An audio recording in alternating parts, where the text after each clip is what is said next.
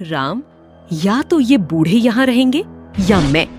अब फैसला तुम्हें करना है। माया, समझने के लिए कोशिश करो, वो मेरे पिता हैं। उम्र ढल गई है उनकी, अब ये बोझ ढोने की जरूरत क्या है? नहीं, मैं ये बिल्कुल नहीं कर सकता। मुझे माफ करो माया।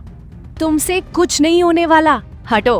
अब देखो मैं कैसे इस बुढ़े को यहाँ से भगाती हूँ। ए बूढ़े, कान के कच्चे हो क्या? तुम्हें सुनाई नहीं देता? दफा हो जाओ यहाँ से, कहीं बाहर जाकर मरना, पर हमारी जिंदगी से दूर रहो। बहू, मुझ पर थोड़ा रहम करो। इस बुढ़ापे में मैं आखिर कहाँ जाऊंगा, क्या करूंगा, क्या खाऊंगा? बेटा राम, अपनी पत्नी को समझाओ ना, मुझे घर से मत निकालो। बहुत हो गया नाटक, अब निकलिए यहाँ से।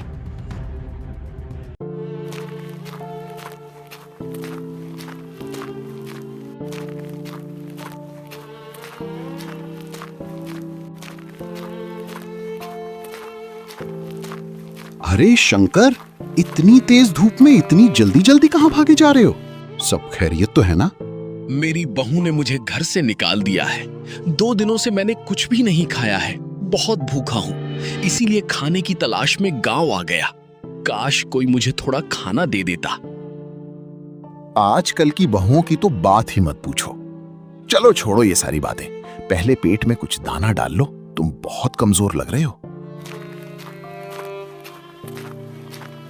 देखो राम, अब घर कितना सुकून भरा है, शांति है। ठीक है, तो फिर तुम होटल चले जाओ और मेरे लिए खाने का पार्सल ले आना। मैं तब तक थोड़ा आराम कर लेती हूँ।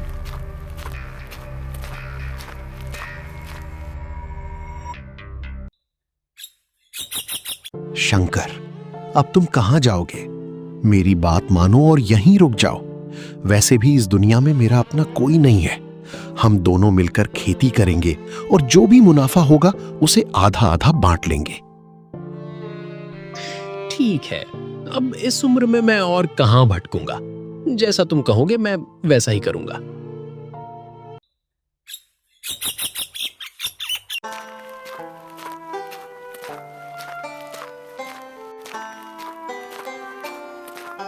अरे भाभी जी, सुबह सुबह अकेली कहाँ निकल पड़ी? राम भैया कहाँ हैं? दिखाई नहीं दे रहे? तुम्हारे भैया तो खेत में काम करने गए हैं, इसीलिए मुझे बाजार जाना पड़ रहा है। मेरी तो फूटी किस्मत थी जो मुझे तुम्हारे भैया से शादी करनी पड़ी। भाभी जी, क्यों अपनी किस्मत को कोस रही हैं? मैं हूं ना, आपको बाजार भी ले जाऊंगा और शॉपिंग भी करा दूंगा। क्यों फालतू में इतनी टेंशन ले रही हैं? अरे मेरे प्यारे देवर, तुम सच में बहुत अच्छे हो। अगर तुम ना होते तो मैं क्या करती? चलो जल्दी चलते, मुझे बहुत सारी शॉपिंग करनी है।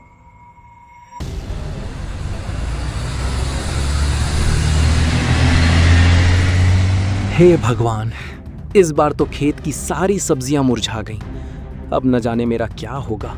मैंने अपना घर गिरवी रखकर जमींदार से कर्ज लिया था, अब मैं उन्हें पैसे कैसे लौटाऊंगा? हाँ, याद आया। कर्ज के पैसों से जो गहने मैंने अपनी पत्नी के लिए खरीदे थे, उन्हें बेचकर जमींदार का कुछ कर्ज तो चुका ही सकता हूँ। ठीक है, जल्दी से घर लौटकर पत्नी से गहने मांगता हूँ और उन्हें बेच कर आता हूँ।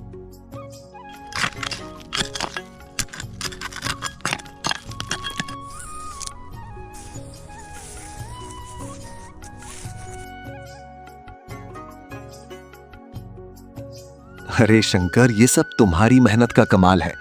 आज तक मैंने इस बंजर जमीन पर इतनी बेहतरीन सब्जियां कभी नहीं देखी थी। ये तो चमत्कार जैसा है। खेत में थोड़े पत्थर थे, उसे हटाकर अच्छी तरह गोबर की खाद डाल दी थी, बस फिर बीज बो दिए।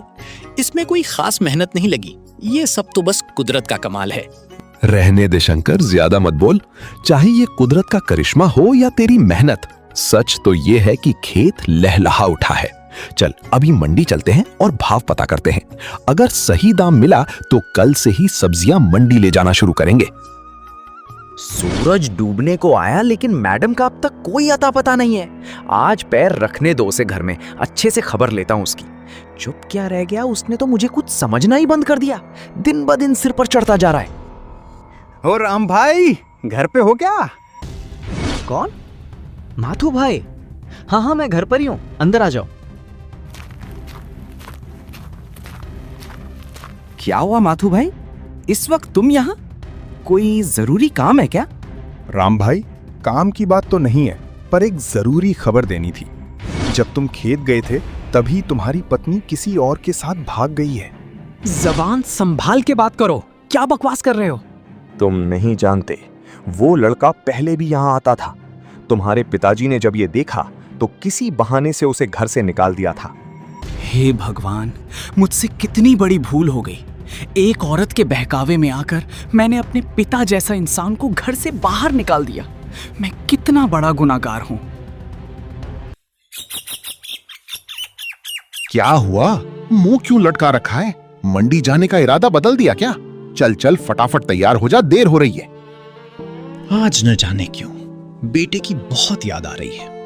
मन कर रहा है कि बस एक बार उसे देख लूं। बाप हो तुम, औलाद की याद तो आएगी ही। ठीक है, अगर तुम्हारा मन हो तो मंडी चले आना।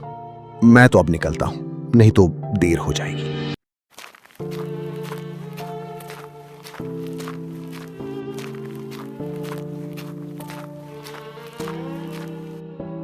भैया, अगर कुछ खाने को हो तो दे दो।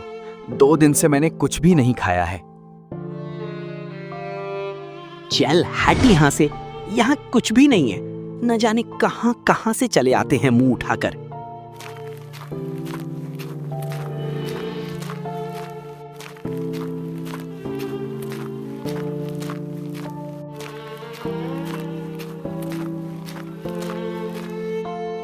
भैया, कुछ खाने को मिल जाता तो बड़ी कृपा होती। बहुत भूख लगी है। भगवान तुम्हारा भला करे, तुम्हारे बाल बच्चों को हमेशा सुखी रखे।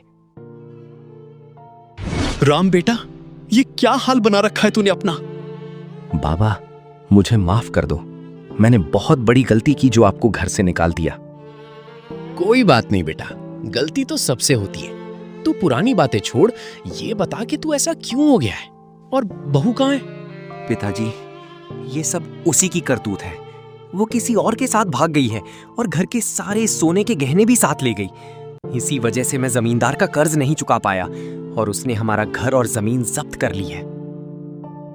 चल बेटा, पहले कुछ खा ले, ये सब बातें हम बाद में करेंगे।